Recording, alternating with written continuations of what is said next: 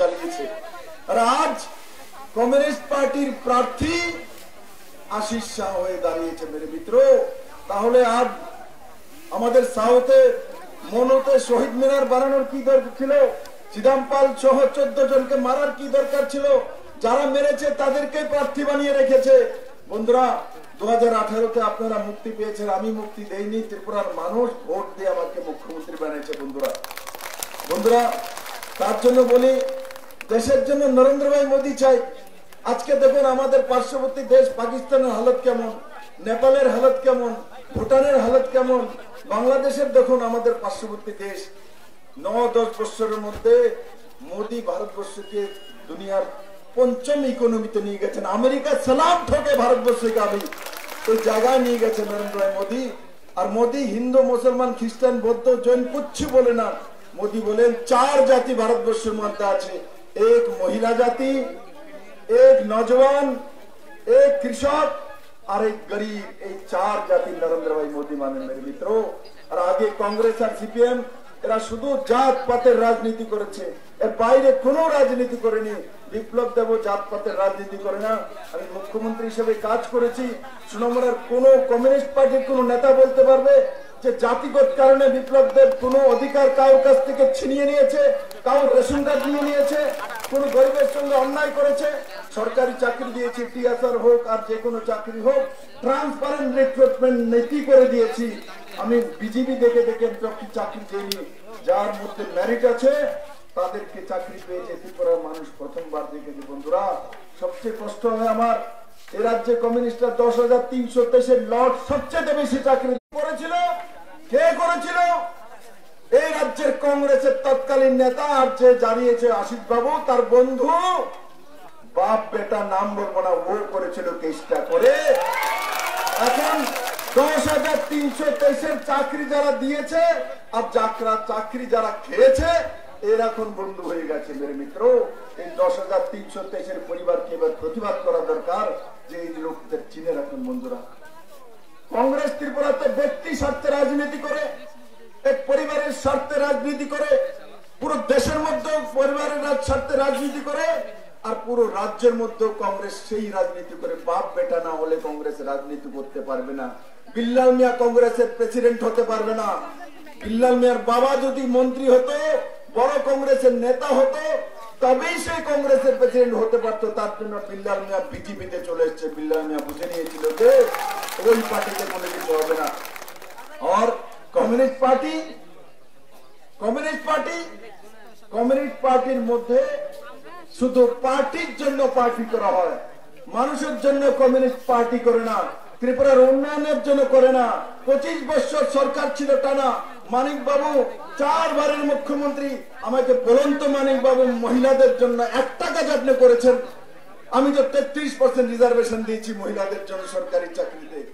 1 টাকা বলুন বুজুর্গদের জন্য কি করেছেন? বলছেন আমরা পেনশন দিচ্ছি 300-500, আরে 25 বছরে 300 আর 500 ভাতা।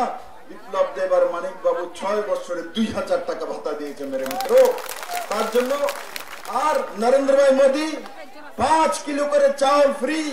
বলতে পারবে কমিউনিস্টের 25 বছরের ক্রমাগত শাসনে, তার আগে 10 বছরের শাসনে কমিউনিস্টরা 1 কিলো করে চাউল ফ্রি কোন ত্রিপুরাবাসীকে জীবনে দিয়েছে? আমরা 5 কিলো করে চাউল ফ্রি আগামী 5 বছর পর্যন্ত সমস্ত গরিব মানুষ পারা ভারতবর্ষের পাবে। 80 কোটি ভারতবাসীর কাছে সেই ব্যবস্থা নরেন্দ্র ভাই মোদী করেছে। আমার মুসলিম বোনেরা দাঁড়িয়েছে, 3 তালাকের অবলম্বী কে করেছে? কমিউনিস্টরা করেছিল, কংগ্রেস করেছিল। মুসলিম ভোট ব্যাংকের রাজনীতি করতো নরেন্দ্র ভাই মোদী আর বিজেপি। মুসলিম ভোট ব্যাংকের রাজনীতি করে না নরেন্দ্র ভাই মোদী আর বিপ্লব দেব।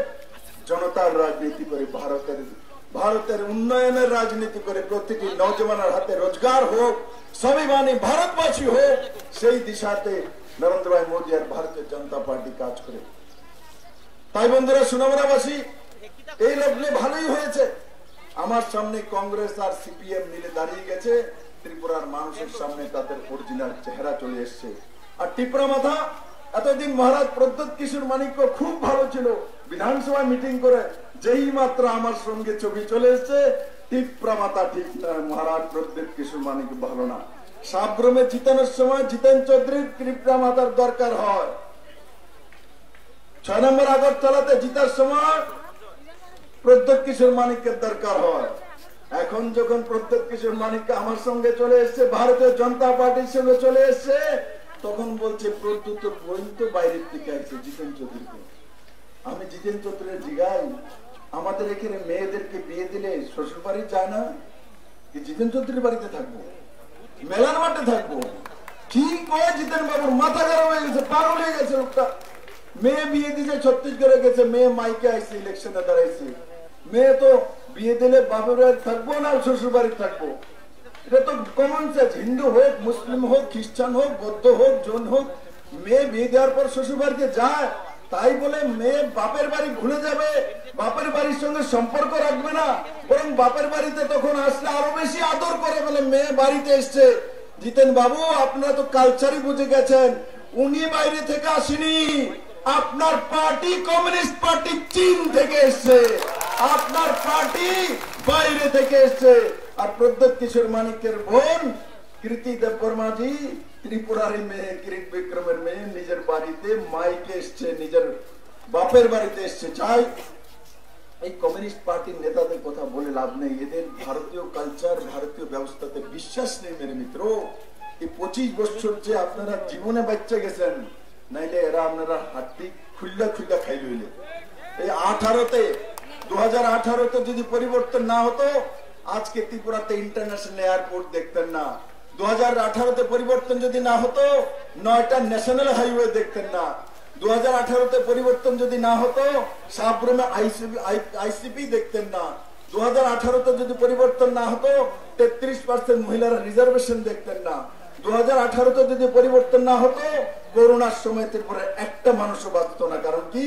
কমিউনিস্টরা তো করোনার সময় বলতো করোনাকে ভাগানোর জন্য আন্দোলন করতে হবে, আর আন্দোলন করিয়ে ত্রিপুরার এই শ্মশান ঘাট বানিয়ে ছড়তো এরা।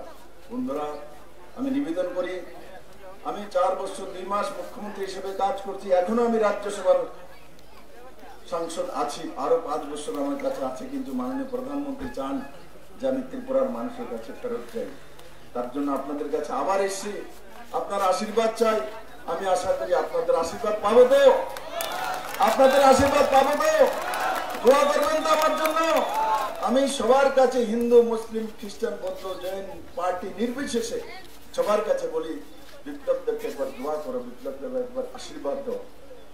আপনাদের আশীর্বাদের কারণেই আমি মুখ্যমন্ত্রী হয়েছিলাম। আমার কোনো পেছনে কোনো পরিচয় নেই, আমার বাবার নাম কেউ এখনো জানে না মেরে মিত্র।